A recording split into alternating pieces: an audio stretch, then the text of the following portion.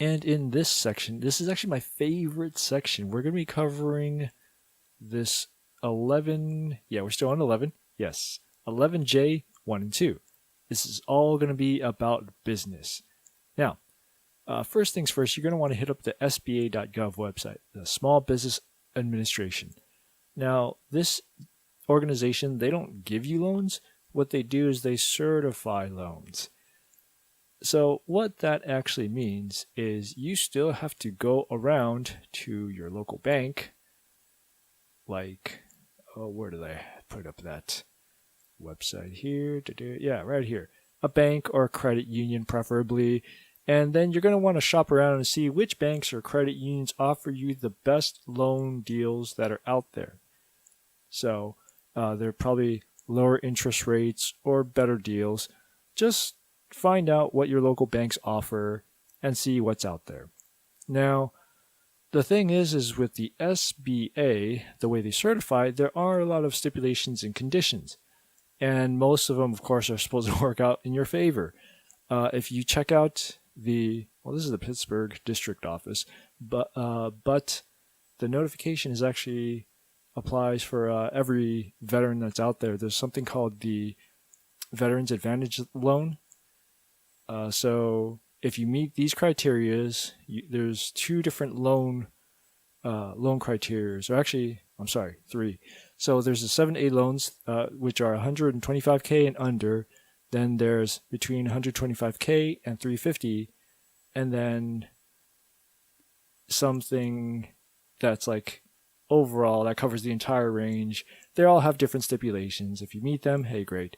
What this means is either you're going to be borrowing at a higher amount than what's normally allowed for people in your credit range, or possibly maybe lower interest rates. That's what this guarantee is in short. So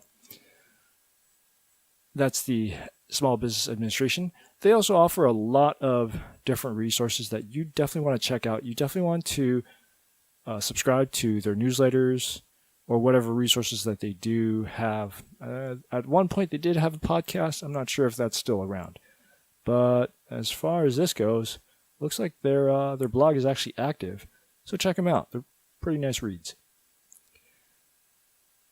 Now, some things you want to be aware of when it comes to, now earlier we had mentioned federal procurement opportunities, and here I have a link to an SBA website. However, it is slightly misleading. This procurement opportunities in this section is actually regarding procurement for personnel. When you're talking about procurement and the federal government, that is in regards to what you can do if you want to start a business and gain a contract with the federal government. Maybe you have office supplies you need to sell, and you know that the quarter or the end of the year is about to come, and there's all of a sudden a bunch of money that you know someone has to spend, and you want to start a business just to capitalize on that. Well, hey, this is a resource for you, so you should definitely check it out and learn how it is that you can get yourself registered with this program and become a federal contractor. So there are stipulations that if you are a vet-owned business, that they will have to give you priority. So there is that. Other resources on the SBA website, I mean, as you see here, there's training in regards to this specific topic, but there's also training on other topics as well. So things like how to write a business plan, what to do if you need to get a loan, or maybe there used to be some resources on things like how to budget for your business, but you kind of have to search around for that. It's kind of not as easy as it used to be to find some of those trainings, but they're on the website somewhere. So this right here, these are some of the other things rules regarding how to start your own business as a veteran. Once again, government contracting right here. There's a registration process. The Disabled Veterans Owned Small Business Concern Program. you should also check this out. That is more details on how to get federal contracts. Let's see. SBIR.gov.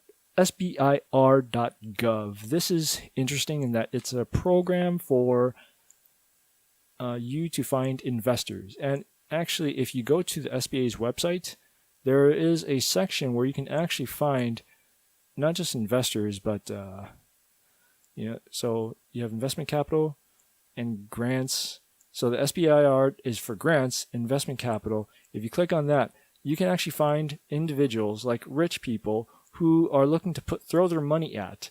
And if they actually want to put money into your business, then hey, this is a good opportunity. Until then, you might want to try out this website. I think it's targeted more towards clean energy sort of companies, but I'm pretty sure if you have the right company and they have the funds ready, you may be able to get some funds from the government, and this would be the portal for that. Now, once again, because California has the most vets, I'm going to be concentrating on some of the business opportunities that vets in California have. Mainly, specifically, that if you're eligible, you can actually get a fee waiver for your business. In other words, when you start a business and you put in the applications to start it, there's usually a bunch of fees you have to throw in there, like either fees to start an S Corp or a C Corp or a sole proprietorship. Some of these fees can actually be waived if you're a vet-owned business. There's some specifics on that, so you might want to check that out. And if you notice here, there's veterans tax topics. So your taxation brackets and rules that govern taxing your business may be affected as well. As a veteran, you probably might get a few benefits here and there. So check it out. Just read the resources that are out there. Some of the other things are, let's say, if so I just mentioned some of the fees that you don't have to pay. Now, if you are going to be an itinerant veteran vendor, this basically means if you're homeless and you are basically selling a lot of knickknacks, I don't know how you're going to get registered or what the registration process is for this, but there are details on this, and basically they won't tax you on any of this stuff that's within a certain amount. I know it's California, sounds ridiculous, but hey, at least there's something out there to kind of protect you. So yeah. Now,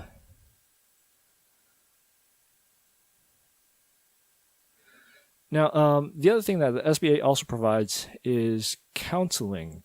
And if you, depending on the state that you're in, you may have a representative in your local area. And if there's one that's close enough to you, you should definitely check them out. That is once again from the SBA.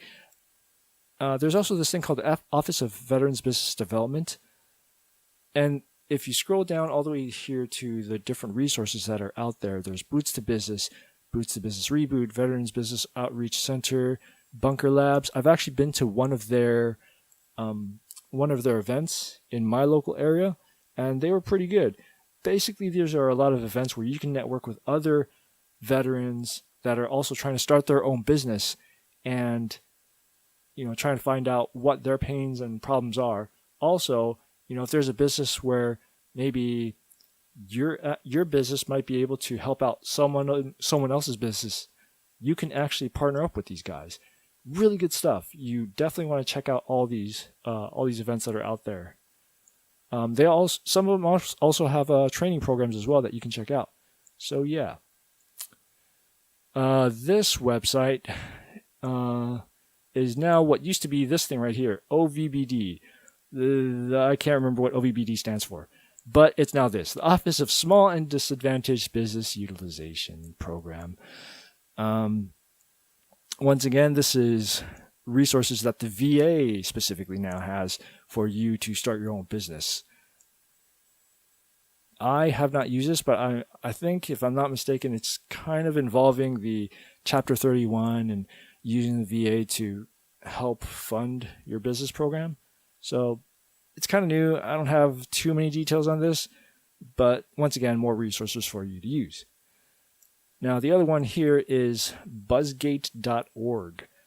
Buzzgate is really good in that once again, it's another website with training resources for you. It can actually help you guide you through what sort of business structure you might need. Do you want a sole proprietorship? Do you want an S Corp, a C Corp? How do you write a business plan? Once again, a lot of different things. They can also put you in touch with some training programs that are in your local area. This is the website to find out where your local SBDCs are. So SBDCs are the Small Business Administration. And if you wanted to, you can also Google this information as well, SBDCs.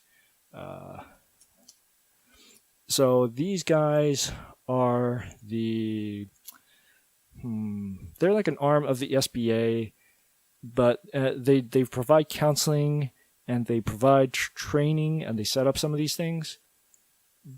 So if you click on California SBDC, and once again, if you Google an SBDC for your local area, I know you're going to find something. Usually they partner up with a local community college or a college around your area, and they'll have an office located somewhere by one of these colleges.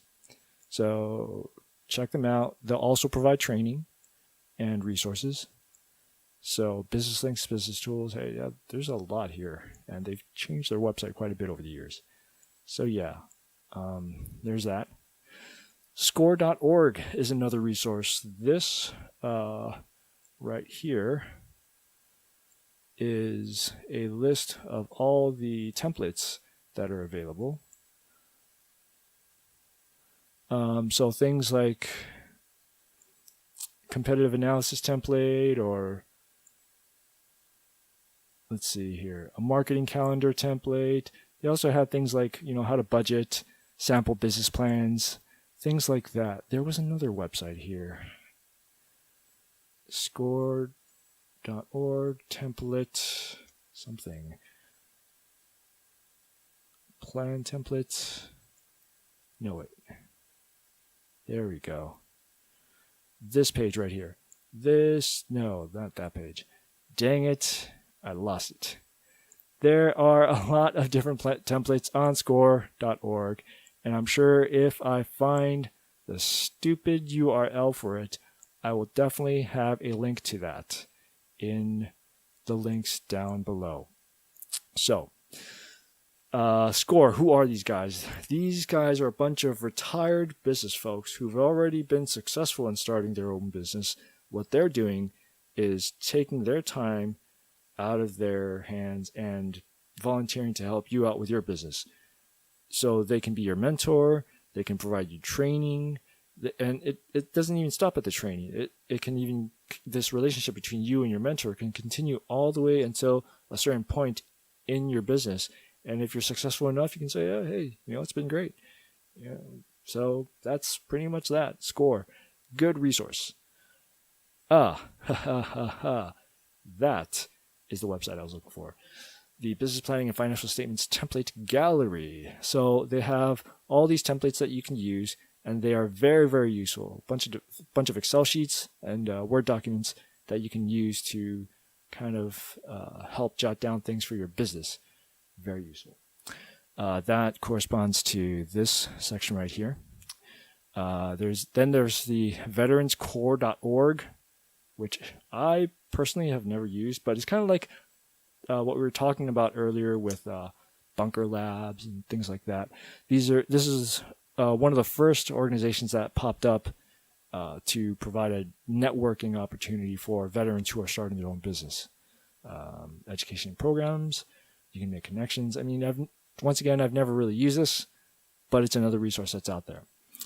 Something I have used, however, is this website right here, bplans.com. So if you have an idea of what you want for a business, let's say you want to open up a restaurant, you type it in here, and you can see what other people have written on their business plans, and you can kind of model your business plan after that.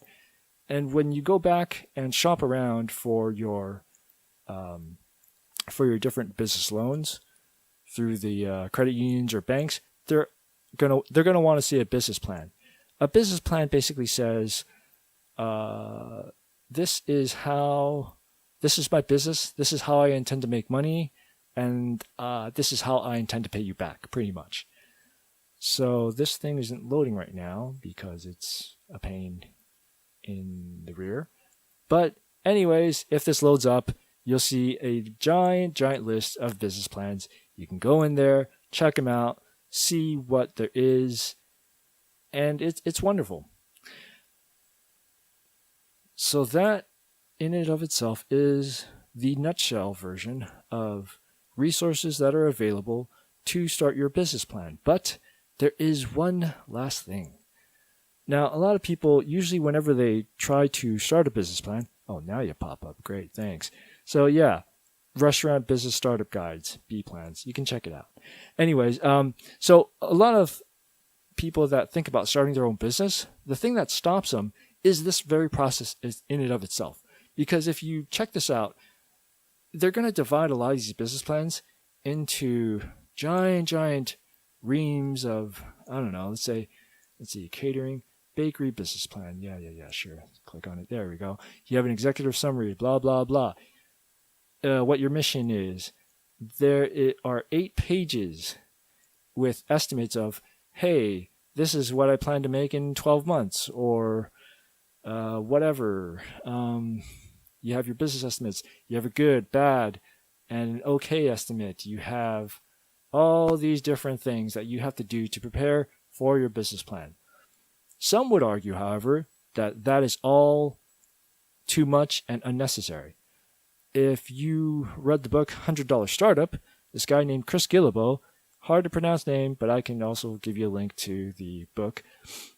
He proposes a one-page business plan, and it simplifies the entire process.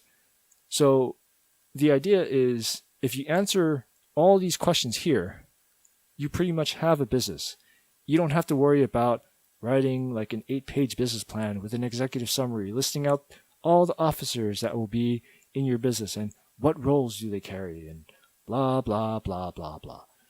If you know what you're going to sell, who's going to buy it, how you're going to get it to them, what are you going to charge, how much you're going to make, that's pretty much the main stuff you need to know when it comes to estimating how much your business is going to make and whether or not it's viable. So this is another wonderful resource. So that ends this section of the DD2648. This is an extra because in the newer version of the DD2648, it is not in here. However, this does fit the ITP Block 5 for the Career Path Entrepreneurship. So there you have it.